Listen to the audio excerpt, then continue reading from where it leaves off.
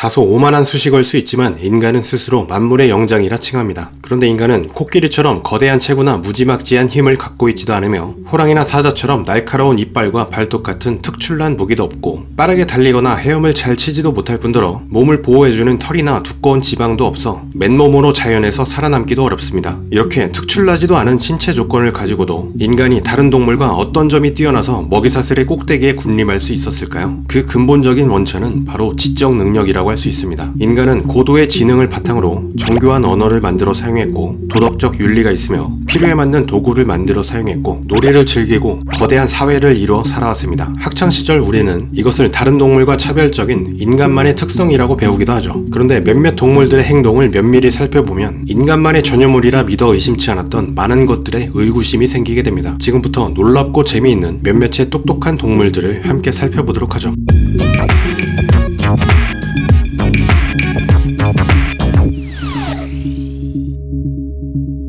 1971년 7월 미국 샌프란시스코 동물원에서 서부 로랜드 고릴라 암컷 한 마리가 태어납니다. 그리고 코코로 불린 이 고릴라는 태어나자마자 스탠퍼드대 교수인 프란신 패터슨 박사로부터 수화를 배우기 시작하며 전대미문의 스타가 됩니다.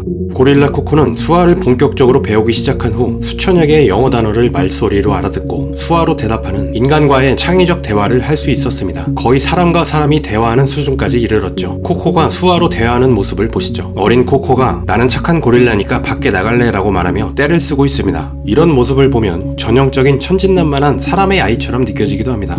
코코는 고릴라라는 단어를 표현할 때는 두 주먹으로 가슴을 두드리고 사랑이라는 단어를 표현할 때는 양팔을 가슴 앞에 포개는 등으로 미국식 수화를 자신만의 창의적인 스타일로 바꿔 사용했는데 사람의 언어인 수화를 배우는 것도 모자라 수화를 자신만의 표현 방식으로 바꿔 사용하는 모습을 보면 놀랍지 않을 수 없습니다. 코코는 고양이도 길렀는데 코코가 고양이들을 다룰 때는 손가락 하나만으로 고양이를 부드럽게 만지는가 하면 조심스레 안아 올리는 등 마치 우리가 아기를 대하듯 섬세한 모습을 보였고 코코의 감수성과 공감 능력이 인간에 못지않음을 확인할 수 있었죠. 그리고 이 영상은 코코가 죽기 전 인간에게 남긴 마지막 메시지라고 합니다.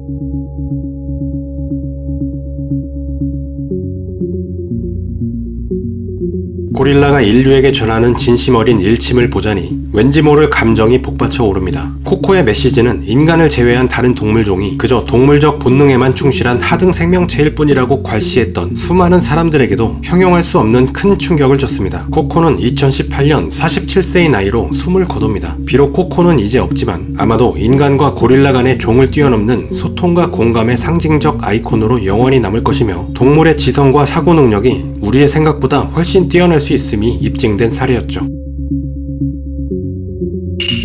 인간종이 돌을 도구로서 처음 사용했던 시대를 구석기 시대라고 부릅니다. 구석기 시대는 약 250만 년 전부터 신석기 시대의 시작인 약 1만 년 전까지의 시기로 인간종이 살았던 시기를 100으로 본다면 구석기 시대는 99.6 정도를 차지할 정도로 인간종 역사의 대부분이라고 할 수 있습니다. 만약 최초의 인간종부터 현재까지 흘러간 시간이 24시간이 됐다고 가정한다면 우리는 불과 6분 전까지만 해도 주먹도끼를 휘두르는 미개한 원신이었다는 소리죠. 그런데 인간 말고도 구석기 시대에 진입한 영장류가 있습니다. 바로 꼬리 감는 원숭이라고도 불리는 카푸친 원숭이입니다. 사실 그간 도구를 사용하는 동물들의 모습은 흔히 발견할 수 있었습니다. 배 위에 조개 등을 올려둔 후 돌로 조개를 깨서 먹는 수달이나 돌을 떨어뜨려 딱딱한 타조알을 깨트리는 이집트 대머리 독수리 등이 대표적인 사례죠. 그런데 카푸친 원숭이는 단순히 도구를 사용하는 것에 지나지 않고 도구로 도구를 만들 수 있는 인간 외의 유일한 동물입니다. 네이처즈에 게재된 연구 논문에 따르면 카푸친 원숭이가 인간의 개입이 전혀 없는 상황에서 석기를 만들기 시작했으며 그 과정을 보면 단단한 돌로 다른 돌을 내리치는 과정을 반복해 한쪽 면이 날카로운 도구를 만들었고, 이는 초창기 석기 시대를 대표하는 인류의 올드한 석기와 생김새가 매우 유사한 형태임을 확인할 수 있습니다. 심지어 모든 제작 과정을 자손 원숭이에게 전수하는 모습까지 포착됐는데, 카푸친 원숭이가 만든 석기들을 발굴해 방사성 탄소연대 측정을 통해 파악한 결과 최소 3000년 전부터 돌을 도구로 활용해온 것으로 밝혀졌죠. 비록 아직은 인류가 그랬던 것처럼 뗀석기에서 벗어나 칼이나 창, 돌도끼 등의 더 정교한 형태로의 석기 도구를 만들 수 있게 된 단계까지 온 것은 아니지만, 돌을 도구로서 가공하고 만들어 사용하는 문화가 구석기 시대라고 정의한다면 카푸친 원숭이는 틀림없이 구석기 시대 초입부에 진입했다고 볼 수 있으며, 이는 인간과 동물을 구분하는 대표적 특징인 도구를 만들어 사용한다는 도구적 본질의 정의가 위협받게 된 겁니다. 이들이 과연 석기 시대에서 더 나은 시대로 도약할 수 있을지는 확실히 예측할 수 없으나, 만약 더 나아가 불을 다루고 농사를 짓고 문막을 만드는 원시 문명의 단계까지 온다면 지능 발달이 급속도로 진행될 것이고, 인간과 공생하며 살아가는 하나의 새로운 사람이자 지구의 새로운 지배종으로 떠오를 수도 있습니다.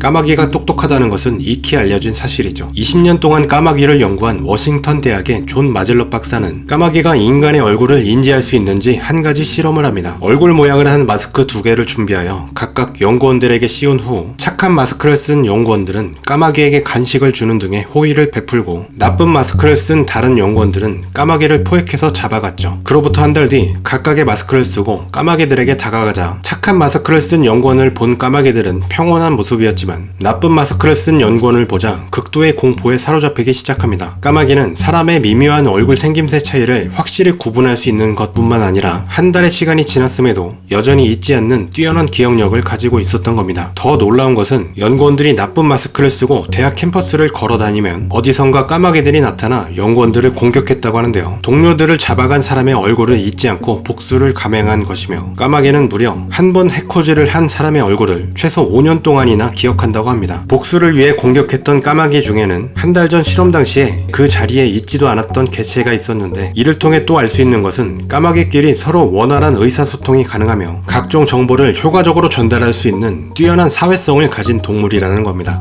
까마귀는 도구도 아주 잘 씁니다. 부리에 닿지 않는 시험관에 애벌레를 넣어놓자 주변에 철사를 주워와 끝부분을 구부러뜨려 입에 물고 애벌레를 꺼내 먹기도 했으며, 심지어 부력을 이해하고 이용해서 먹이를 꺼내 먹기도 하죠. 까마귀는 인간의 문명을 도구로서 곧잘 이용하기도 하는데, 횡단보도에 딱딱한 열매 같은 것을 떨어뜨려 차량이 지나가며 으깨도록 하고, 횡단보도 신호가 초록색 불로 바뀔 때까지 기다렸다가 가서 주워 먹기도 합니다. 이는 신호등 시스템을 완벽히 이해하고 있지 않으면 할 수 없는 행동이죠. 또 까마귀는 사람처럼 유의를 즐깁니다. 고양이끼리 싸움을 붙이고 난 후 재미있게 구경하기도 하고, 개꼬리를 뒤에서 쪼아 깜짝 놀라게 하는 등 단순한 재미를 즐기기 위해 다른 동물들을 괴롭히기도 하며, 눈 쌓인 차량 위에서 옆으로 누워 대굴대굴 굴러 내려가며 논다거나, 지붕 위에 작은 플라스틱 쪼가리를 물고 올라와 썰매를 타며 즐기는 모습을 보면 정말 놀랍지 않을 수가 없습니다. 까마귀를 보고 있자니 대표적 인간관의 하나인 유의적 본질도 그 의미가 퇴색되는 듯 합니다.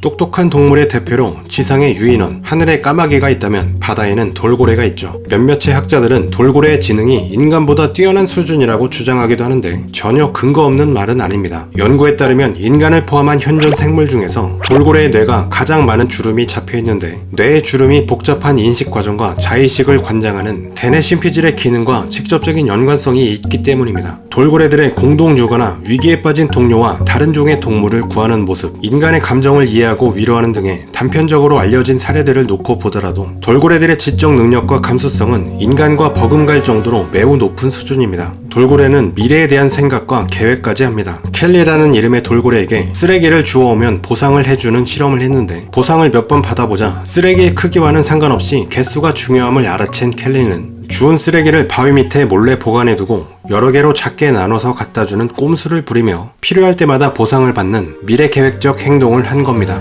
이뿐만이 아닙니다. 인지과학자 다이애나 레이스는 돌고래에게 수중 키보드를 학습시켜 대화하는 실험을 진행했는데, 이 과정에서 한 돌고래가 아주 소름 끼치는 의미심장한 말을 인간에게 전했다고 합니다. 그 내용은 바로 당신들의 정체가 무엇인지 모르겠다였죠. 돌고래의 질문처럼 우리의 정체는 과연 그들에게 무엇일까요? 우리에게 어떤 권한이 있어서 그들을 강압적으로 동물원에 가두고 사육하고 있는 것일까요? 저는 그 답을 알지 못하겠습니다. 다만 확실한 것은 인간만이 뛰어난 지적 능력을 갖추고 있으며 다른 동물보다 더 우월하고 특별한 존재라는 거만한 생각은 다시는 못할 것 같네요. 여러분들은 동물의 뛰어난 지능을 보며 어떤 감정을 느끼셨나요? 이상으로 영상을 마무리하겠습니다. 재미있게 보셨다면 구독과 좋아요 잊지 마세요. 시청해주셔서 감사합니다.